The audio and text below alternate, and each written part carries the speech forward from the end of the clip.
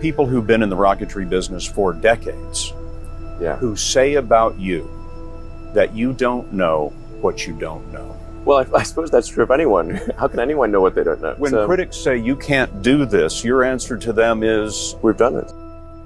You know, there are American heroes who don't like this idea.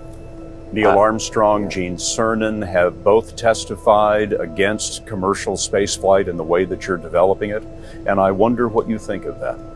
I was very sad to see that, because those guys are,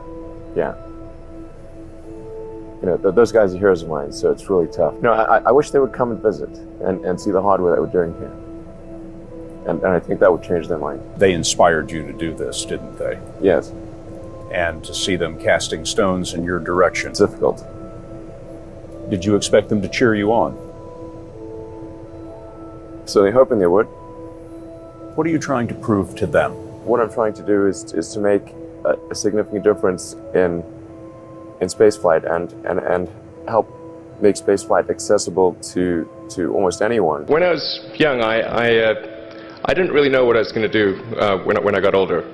People kept asking me, but then eventually I thought that the idea of inventing things would be really cool. I read a quote from Arthur C. Clarke, which said that a sufficiently advanced technology is indistinguishable from magic, and that's really true. If you go back, say 300 years, the things that we take for granted today you'd be burned at the stake for. Being able to fly, being able to see over long distances. So I thought, well, if I can do some of those things, basically if I can advance technology, then that's like magic, and that would be really cool. I think the biggest terrestrial problem we've got is sustainable energy, but the production and consumption of energy in a sustainable manner. One of the most difficult choices I've ever faced in life was in 2008. I had two choices. I could put it all into one company, and then the other company would definitely die, or split it between the two companies. But if I split it between two companies, then both might die. When you put your blood, sweat, and tears into creating something, or building something, it's like a child. Am I going to let one starve to death? I couldn't bring myself to do it, so I split the money between the two. Fortunately, thank goodness, they both came through. We're just barely able to scrape together enough parts and money to do the fourth launch. If that fourth launch had failed, we would have been dead. So multiple failures along the way. I tried very hard to get the right expertise in for SpaceX.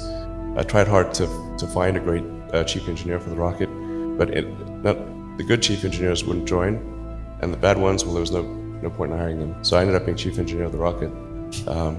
So if I could have found somebody better, then we would have maybe had less than 3 failures.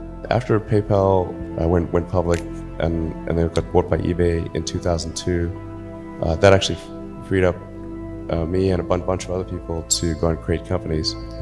And I started debating between either solar, electric car, or space. I thought space was like the least likely to, nobody is going to be crazy enough to do space, so I better do space. I mean, for me, it's simply this is something that is important to get done.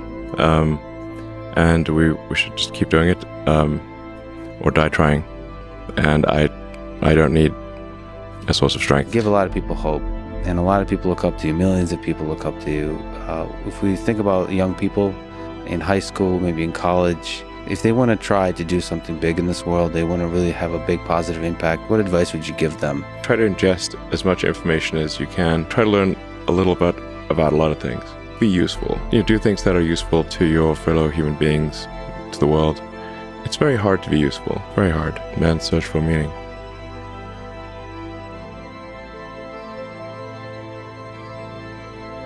Life cannot just be about solving one miserable problem after another. That can't be the only thing.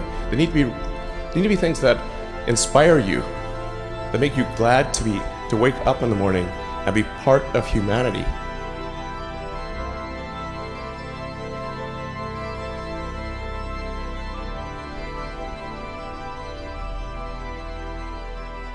I came to the conclusion that if we can advance the knowledge of the world, if we can do things that expand the scope and scale of consciousness, then we're better able to ask the right questions and become more enlightened, and that's really the only way forward. There's a whole generation coming through who seem really sad about the future. What would you say to them? Well, I think if you want the future to be good, you must make it so. Take action to make it good, and it will be.